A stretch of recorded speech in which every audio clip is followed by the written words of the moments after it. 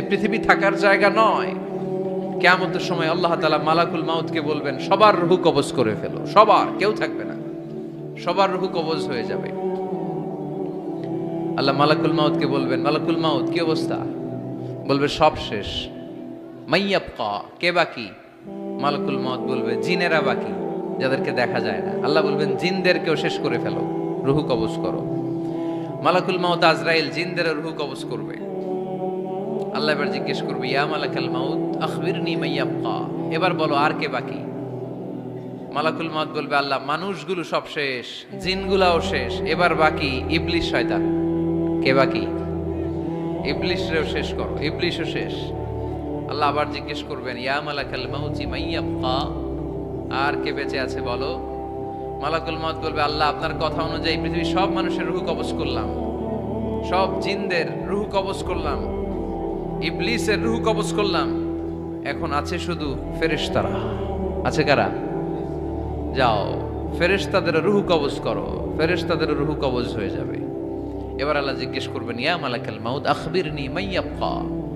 মালাকুল মাউত বলবে, আল্লাহ আপনার কথা মতো ধরে ধরে সব শেষ, ফেরেশতাও শেষ, 4 জন ছাড়া।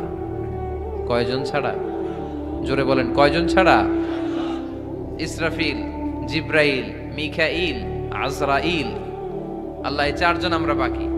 আল্লাহ বলবে, যাও ইযহাব ইনতালিক ইলা জিবরিল ওয়াকবাদ রূহা, জিব্রাইলের রূহ কবজ করো।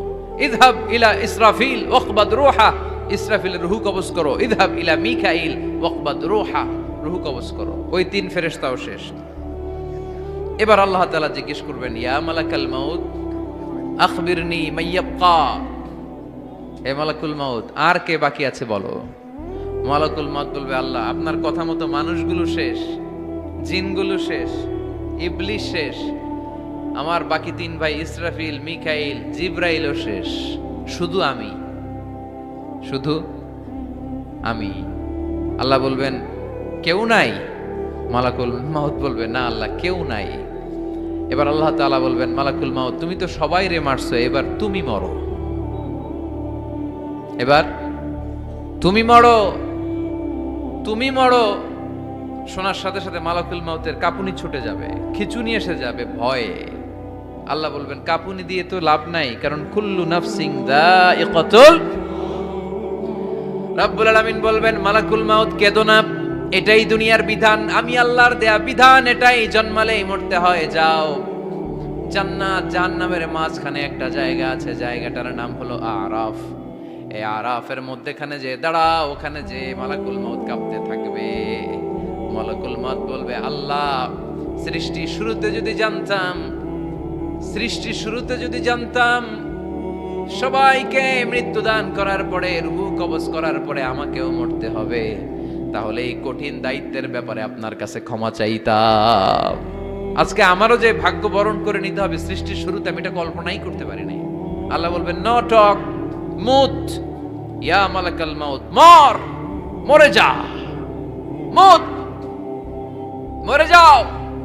বলার সাথে সাথে মালাকুল মাউত এক বিকট চিৎকার হাঁকিয়ে মরে যাবে। মালাকুল মাউতের চিৎকারটা সেদিন এত ভয়ঙ্কর হবে, বিষ্ণু ঈসা ইসলাম বলেন, ওই চিৎকারের আওয়াজ যদি পৃথিবীর মানুষেরা কান দিয়ে শুনতে পেত, তাহলে কিয়ামত সংগঠিত হওয়ার জন্য আলাদা করে ইসরাফিলের সিঙ্গার প্রয়োজন হতো না। ওই চিৎকারের আওয়াজ